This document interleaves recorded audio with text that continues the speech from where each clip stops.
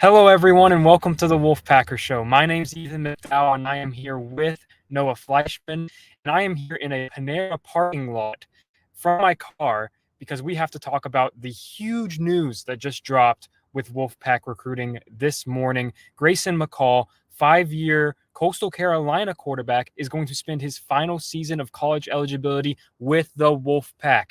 It was a hotly contested recruitment over the past few days between UCF and NC State. He visited both schools over the weekend, but NC State prevails and they lock up likely their future starter for the 2024 season. Noah, this is huge news.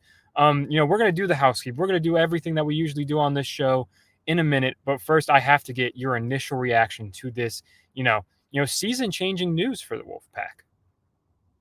It's probably the one of the biggest fish that I think NC State could have caught, with what they're dealing with. And he's a guy that can come in and with this offense, with the weapons around him. And you look at Casey Concepcion, you look at the freshmen that are coming.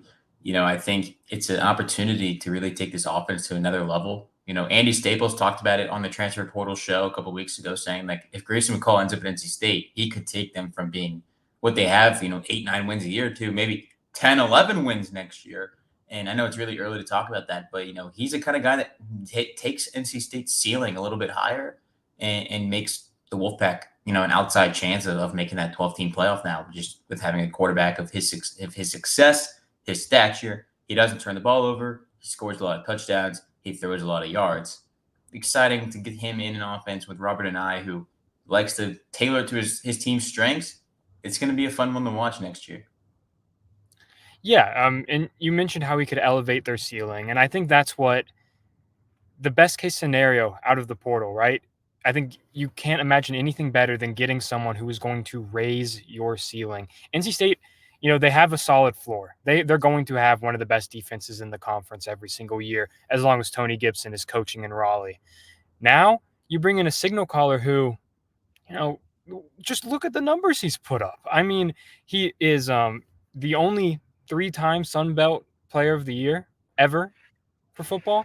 He threw for 10,000 yards during his time at Coastal, and that's when he redshirted a year and missed half of last season due to injury. So, or this season, I should say. So, he's a proven signal caller. He has an established track record of success, and so much of his success happened in like a unique offense, right? With Chadwell down at Coastal Carolina before this year, where he's no stranger to playing in a unique system and mastering that system, like he'll have to do for his final year here in Raleigh. Before we continue, just wanted to shout out that we are both writers for the Wolfpacker.com. Right now, man, it is a busy, busy time. I'm in my car today because I'm in Spartanburg, South Carolina for the Shrine Bowl of the Carolinas practice week down here for a couple of days to see, commits like Jonathan Paylor, Trent Mitchell, Christian Zachary, Jamar Boston compete this week. And while we're doing that, it's transfer portal season. Obviously, we're posting constant scoops there. The signing day is turning into an all-out sprint. So, go check it out. We have all the latest info analysis on there. Pretty much anything you could look for, it's on there. And right now, it's only $1 for your first month if you want to join and get some access to that premium content. But we're gonna, shift gears here and just keep talking about Grayson McCall because it's hard to overstate how big of a recruiting win this is. Like, I heard they talked to a couple other quarterbacks, and there was definitely interest. It was very, I think, out there yesterday. There was some buzz around Oregon transfer Ty Thompson and maybe a potential visit this weekend. I've heard that is no longer happening. They were keeping their options open because you can't afford to wait in the portal, right, Noah? Like you can't afford to put all your eggs in one basket. But they did a great job of not doing that while also prioritizing Grayson. And it's everything I heard says that his visit, started Friday, went extremely well. They went to Capitol Grill, spent time with the coaches, and just that quality time, I believe, helped make a difference in his recruitment, and it built some momentum that carried on into the early part of this week, and then everything got wrapped up, from my understanding, yesterday. is when the good news started to arrive. So huge addition, Noah. Just an absolute ceiling raiser for the pack and a floor setter. Noah, you spent a couple seasons in the Sun Belt. You're familiar with that conference, where Grayson McCall is coming from. Um, just based on watching that conference, paying attention, talking to people involved in that conference, can you just describe kind of what kind of player NC State is getting in Grayson McCall? The Sun Belt Conference, it's a group of five conference, and a lot of people, maybe in the ACC or elsewhere around the country don't realize the quality of teams that are in that conference, but it's one of the best, G5 conferences out there. It probably is right now the best. And he was the cream of the crop for 3 years in that conference. Three in a row, player of the year. That's not an offensive player. That is the player of the year in the conference. He led Coastal Carolina to a couple, Sun Belt championship games appearances. Played really well. I mean, in Jamie Chadwell's system that we've already talked about. So this is a guy who is a proven winner, and he's got production too, and I think that helps a lot. And you're playing the Sun Belt, which plays, in a similar footprint a little bit to the ACC in a way. You've got teams in North Carolina, you've got teams in Georgia, but he played well in that. He showed what he can do. It's not a slouch of a conference. It's not, one of the bottom tier FBS conferences.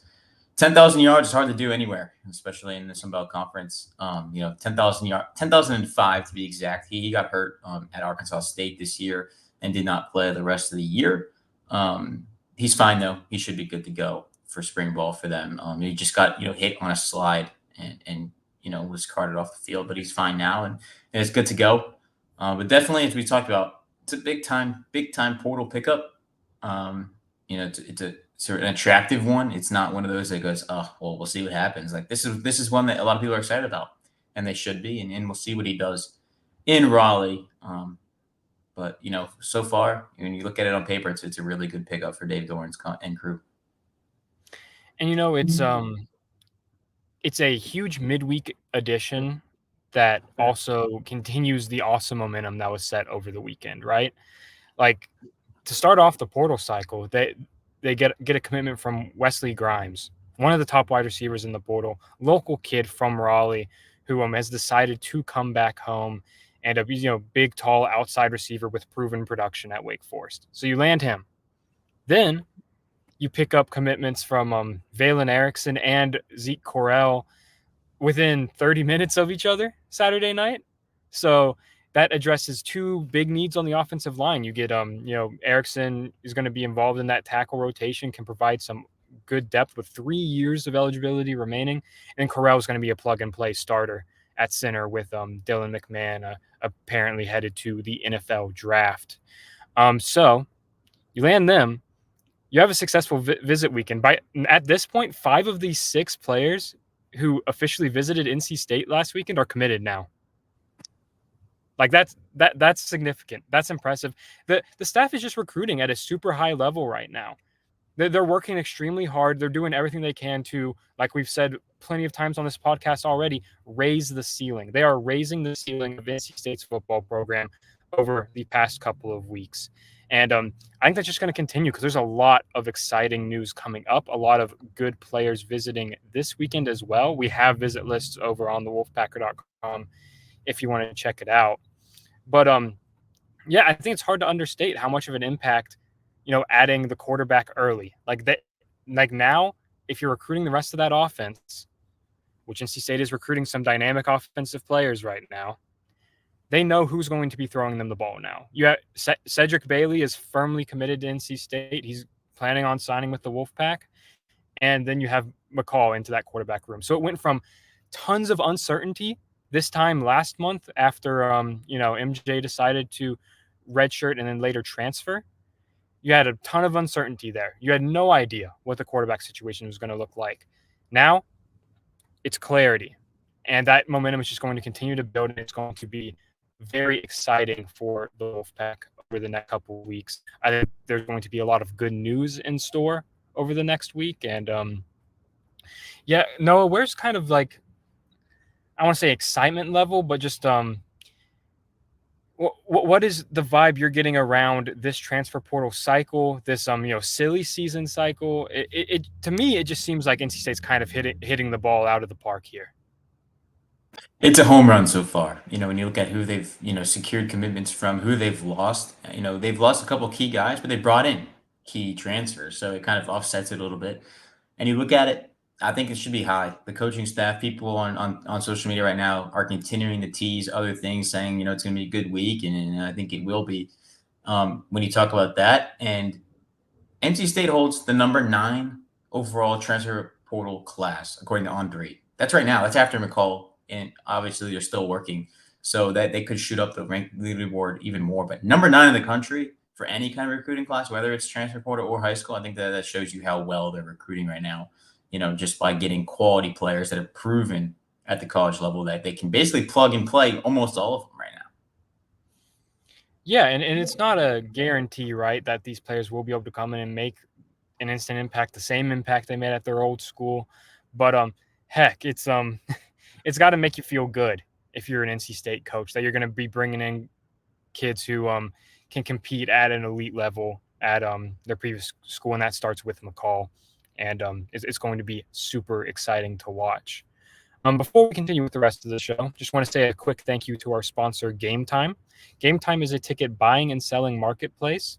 Whether you're looking for tickets to the next Hurricanes game, an NC State basketball game, the tickets at Reynolds these days are hard to come by. So, but you can find them on the Game Time app, and or on GameTime.co on your web browser. You can find it either place. And if you do, go check it out on the app. And if you do, you pull it up. And if you're looking for tickets to Friday's Predators at Hurricanes game, you can see exactly the view from your seat on the app. It's not really working that well from the car, but I'm holding up my phone to the camera, and you can see that you can see the exact view from your seat. And that's a super convenient part of the process here. And I'm a huge fan of it. Noah and I both use it. And if you choose to use it, use code Wolfpack. That's all caps of Wolfpack on your first purchase, and you'll get $20 off. So it's a sweet deal. All right, Noah, let's talk some more portal recruiting, overall recruiting in the JUCO, the prep levels. So like I said, I'm at the Shrine Bowl this week, right? And talking to Jonathan Paylor, he's probably the most well-known commit in this year's class, just because he's someone NC State recruited for so long. And I was interested to see, because he plays at the 2A level in North Carolina, and plays against some teams that he's able to score with ease against, and put up big numbers with ease against those opponents. I was excited to see how he would fare against increased competition. And dude, let me tell you, yesterday it's still, like, his elite speed, believe it or not, still translates. He's still faster than everybody. It was very hard to cover. Something that he didn't get to show off a ton in high school that really impressed me was his route running yesterday. I thought he did a really good job. It's clear he's been training in that, even though that's not a huge part of his high school's offense. He was able to he still has that skill set, and it's that that type of refined skill set, that refined ability, that's going to, I think, make him a day one contributor at NC State. And he's locked in, by the way. I don't think there's any reason to be worried about him going anywhere. And the other guys there, I talked to Trent Mitchell, who I had never seen live, Noah. First of all, he's probably the tallest offensive lineman at the Shrine Bowl. Very impressive looking guy, and he is very quick. I was surprised by how quick he is at 6'6", 290. He was moving around extremely well. Played well in like the one-on-one situations and everything, and just really impressed with him. I think NC State's getting a good player. On3 has him ranked higher than any other recruiting service. They have him at like an 89, which is right on that border of a 3 and a 4 star. So, and I think that's appropriate. I think he's one of the better offensive linemen in North Carolina, and has an argument as one of the best in the 2024 class. So really excited to see what ends up happening with him when he gets onto campus. And he's enrolling in January, signing next week. So that'll be exciting to see from him. And lastly, from the North Carolina side, then you have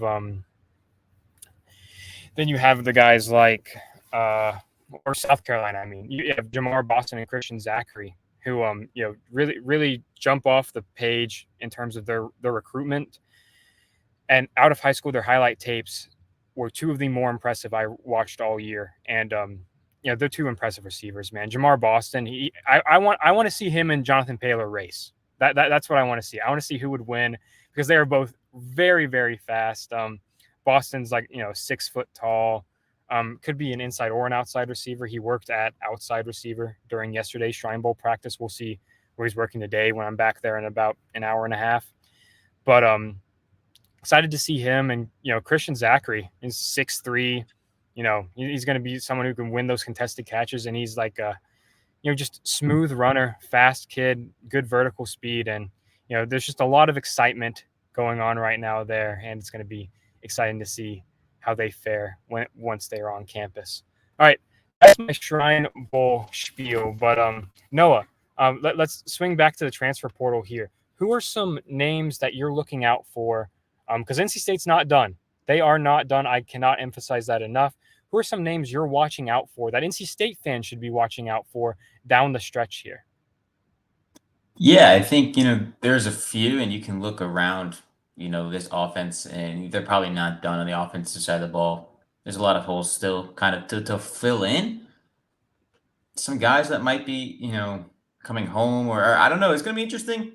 At running back, a guy like Hollywood Smothers might be a good one to watch. He'll be on campus this weekend, and it's going to be one I think that, running back's a spot where they could add. And I think he's one that could easily, fill in there. There's a couple holes there in that running back room. So he's a guy I think would translate pretty well. And as a Raleigh guy, I think he'd fit in with NC State. Absolutely. And I wanted to ask you just if you could pick anyone, if you're looking at the transfer portal target board right now, post Grayson McCall's commitment, who is one player out of the portal you would add to NC State's 2024 football roster? Anybody in the portal? Grace McCall would have been the answer if this was like, a couple hours ago. But they locked him up. But I think, it's interesting. There's a couple like, targets obviously that they're going after pretty hard right now.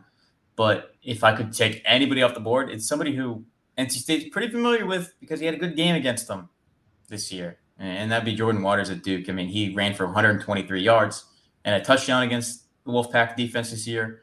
I think it was an 83-yard touchdown run that he had. Was the last explosive play that NC State gave up this year.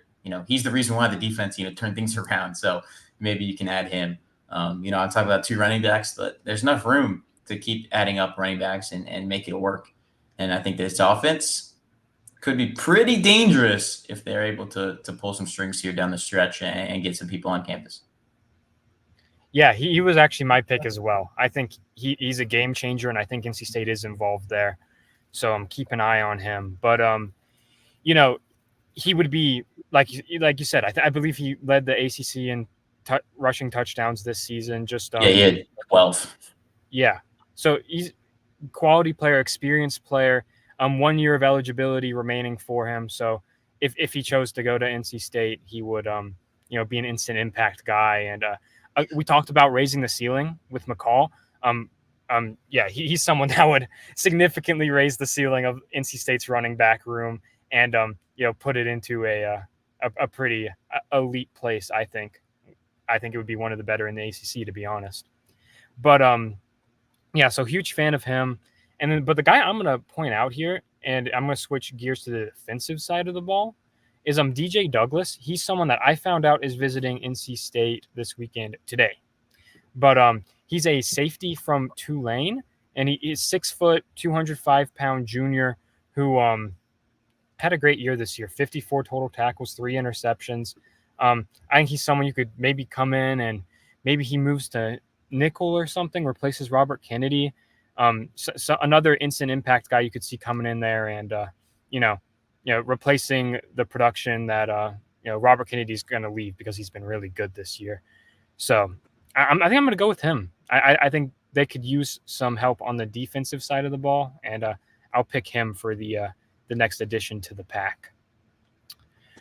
All right. Well, folks, this was a shorter episode than usual this week, but we just wanted to make sure we got the breaking news out there. So thank you all for watching and listening. We will be back next week to we'll have another transfer portal update because it's not going to slow down anytime soon.